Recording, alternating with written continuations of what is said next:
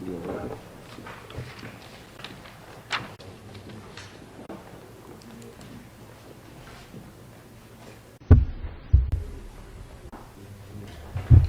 morning. I'd like to welcome everybody here today. It's going to be another long day for us, and as it was yesterday, our hearts and prayers go out to the families that were involved in this rig explosion yesterday. At this time, we have moved from a rescue mission to a recovery mission.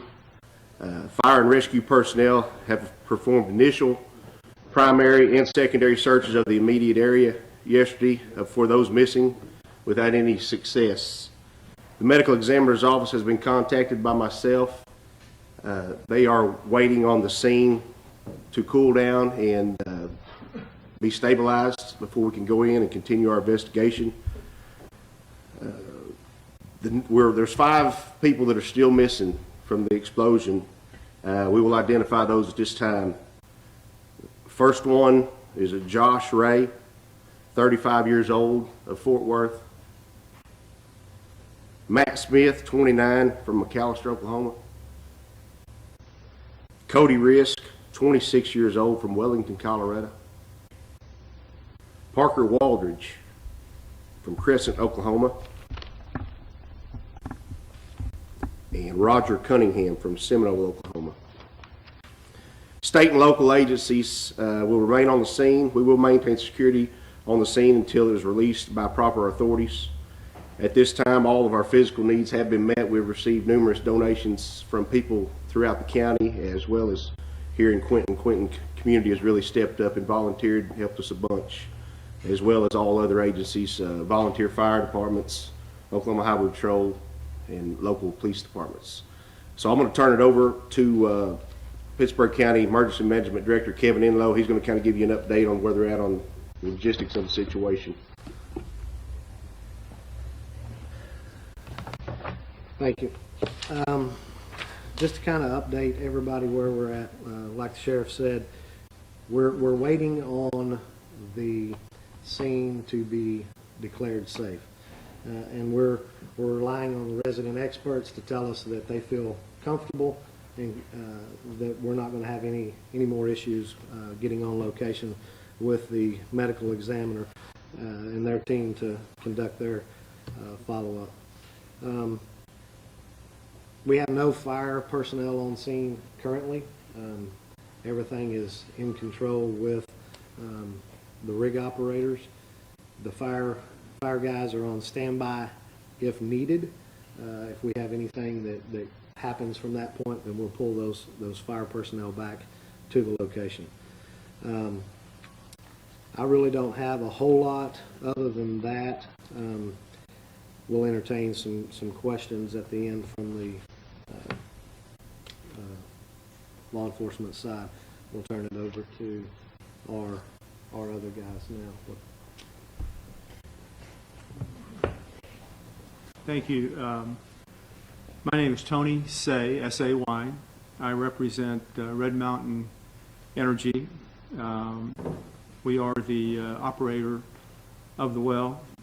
Obviously, I'm here today with a very heavy heart. Our thoughts are with those whose lives have been impacted beyond words by this tragedy. You'll be in our prayers over the coming days and weeks. To the first responders and emergency personnel in Pittsburgh County who courageously stepped up yesterday when they received the call to render medical care and manage the site, we say thank you. You're also in our prayers. Like you, the public and the media, we want to know what caused this horrible event. But today's not the time for those questions, at least not for me. At this moment, we're focused on the difficult days ahead of us. Our priority, sincerely, is the people who have been affected and the safety of those who will be called upon to work the well site and investigate.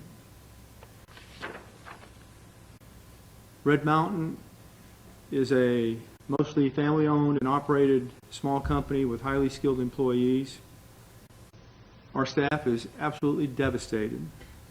This is the first time we've ever encountered anything like this. And our thoughts and prayers at this time are with the families that were affected by this horrible tragedy.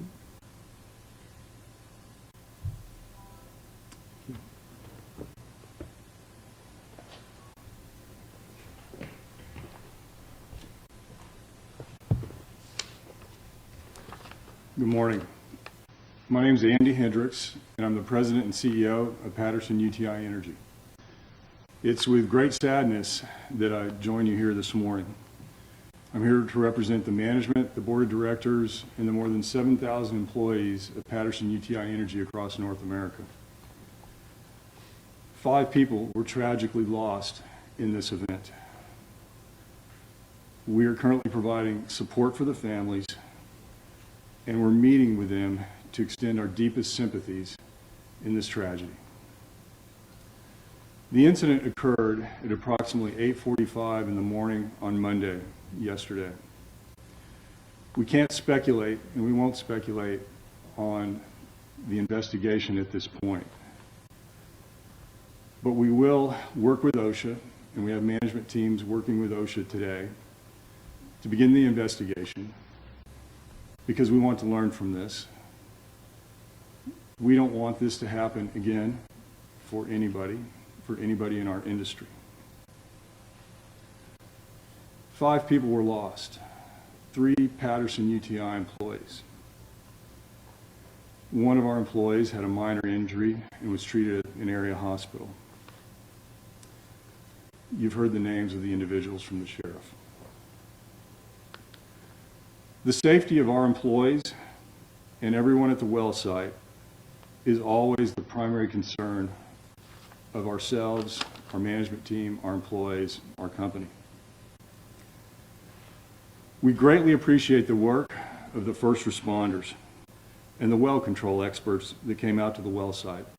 They're doing an excellent job, and they're working right now to contain the well site. I would especially like to thank the Pittsburgh Emergency Management Director, Kevin Inlow, and the Sheriff, Chris Morris. I would also like to thank the Superintendent of Schools, Stacy Henderson, here in Quinton, and Dane Lemons, the principal, and the entire community of Quinton for all the support that all of our people have been receiving. I'd also like to thank all the other members of the Pittsburgh County Emergency Response Team who are here with us today, and those that are out working in the field. We greatly appreciate their efforts. Just to conclude, our focus right now is supporting the families. This has been a terrible tragedy and a terrible loss, and that's where our focus needs to be right now. If you like, I can open it up for just a few questions and take a few questions, and then we'll be getting back to work. Mr. Hendricks, this is a question for both you and Red Mountain, is that Mr. Say? Yes, sir. There are obviously employees who were working there that were injured. Are they going to be supported through a paycheck or things like that while this cleanup is happening, or will they have other assignments? This could be traumatizing to some, so I imagine some aren't willing to go quickly out to another well. Yeah, I'll certainly answer that for Patterson UTI. So we do have not only management, executive management, local management on site here in Quinton today. We also have our parts of our HR department are here, and they're providing support, and we do offer other support as well. So there's various things that the company will be doing, but yeah, our focus right now is supporting the families of this tragedy, including those that will continue to work for us as well. Let me answer that too. And once again, the families are first. That's our first priority, and we will take care of them best we can, and we'll undoubtedly work hand in hand with Patterson to take care of our responsibilities and take care of the families. So nobody lost their job, even though their job site is essentially gone? No, with Patterson UTI, these are our employees, and we will provide support for them, yes. We did not personally, Red Mountain did not have employees on site. We had a contract engineering firm, but no Red Mountain employee will lose their job, no. What's the standard procedure for Red Mountain Energy and Patterson UTI when such an incident occurs? Probably best if I start. So the first thing we want to do is account for everybody, and then we want to contain the scene and control the well, and that's how it starts. We will get to investigation, but that's not the immediate priority. You know, the priority is employees and family members of employees, and that's where we started. How likely will you be able to determine the cause once you get in there and are able to investigate, or is it potentially that the damage is so severe that you can't? It's too early to try to speculate on that. It's just not clear. But I'd like to thank you for your time, and I'd like to thank you for your questions today. We appreciate it. I believe we were at 13,500 feet, going to about 17,000 feet. How many days is it out there? I'm sorry? How many days did they get on the site? I don't remember. 10 days. I do have a question for first responders. I know you guys are done. But can you read the list one more time just to double check? And can we get the spelling of the last name as well of the 5 men? Sure. Mike? Josh Ray, Josh, last name Ray. Matt Smith, Mattsmith. Hometown too, please. Matt Smith McAllister, Ray Fort Worth,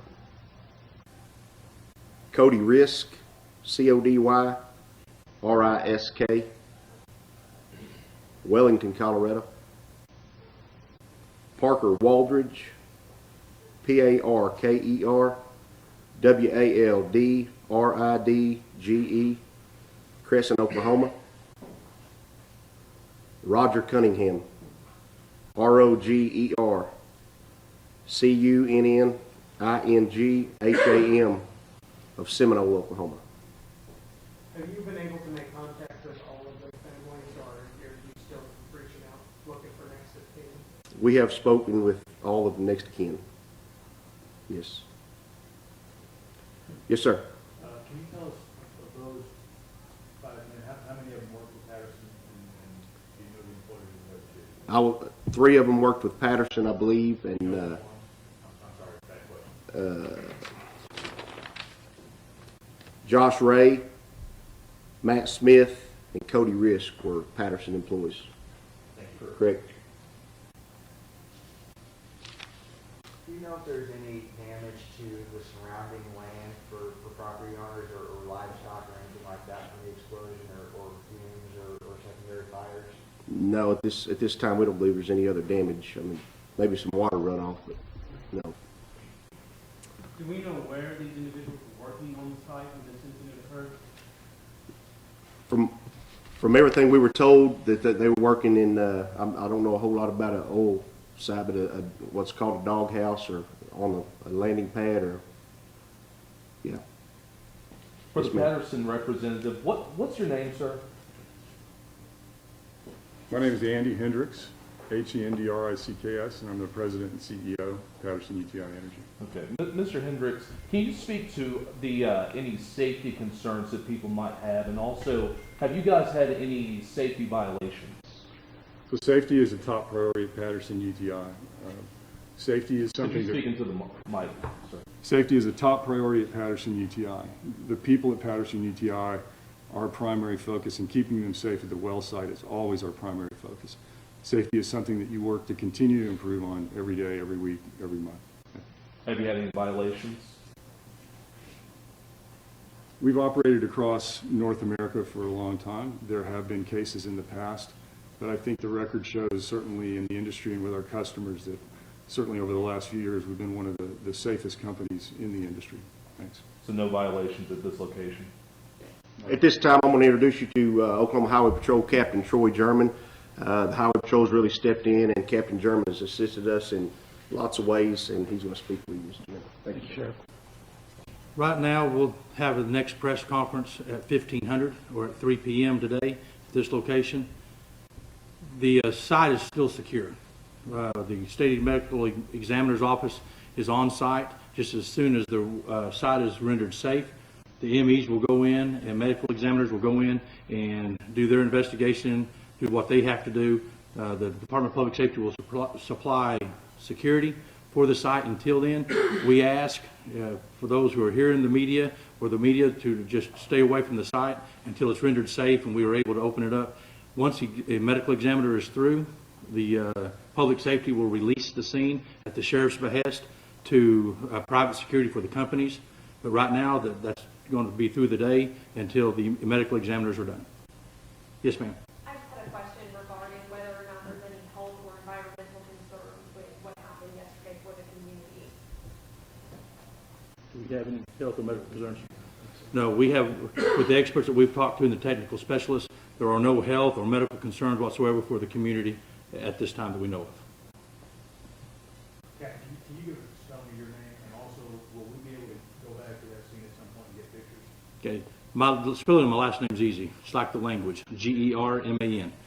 Now, as far as the location, once it is rendered, the medical examiner's over, and on our end, as far as public safety is concerned, and we're through with it, then as far as the roadway being open and things like that, that'll be up to the sheriff. But as far as getting out to that location, once it's secured, that has been discussed, and when that happens, we'll put out a press release, but it won't be before 1500 today.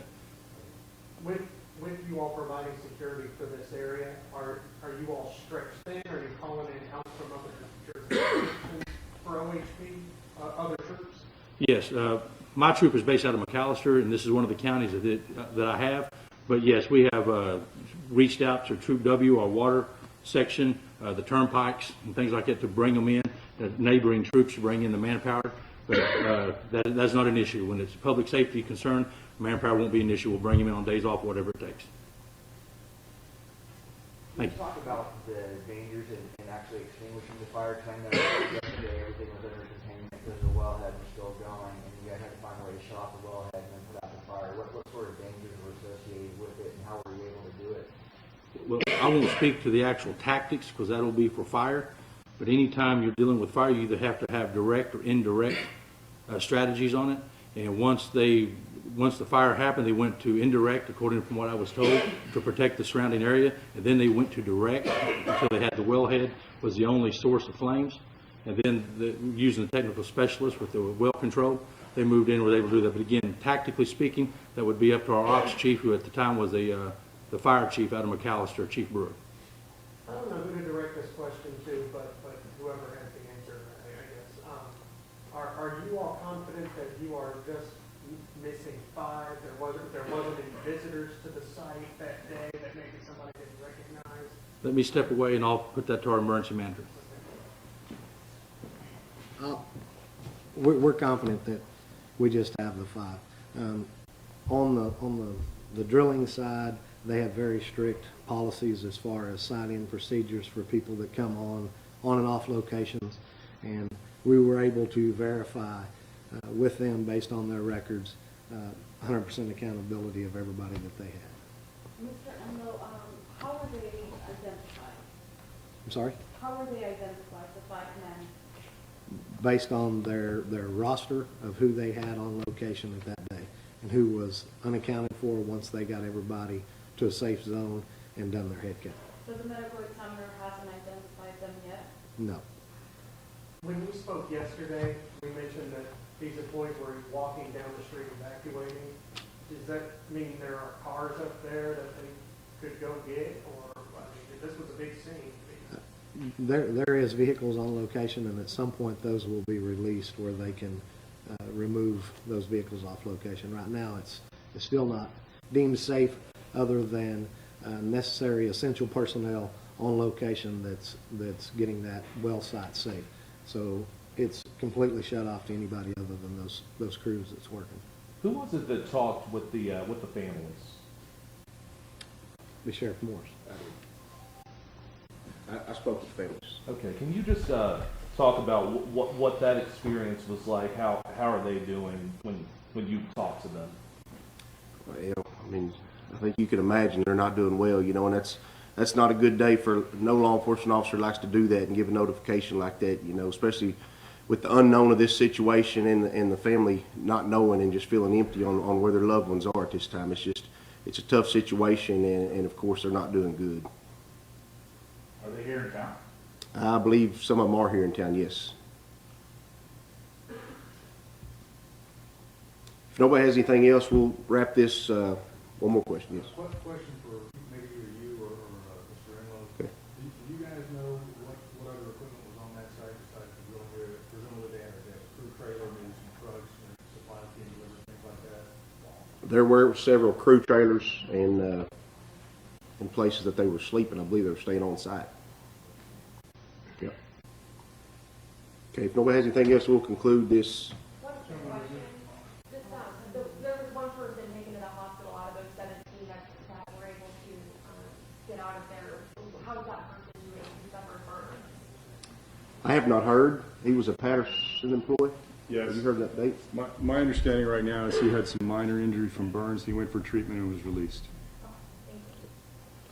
All right, thank you all for coming out. We'll see you back here at 3 o'clock.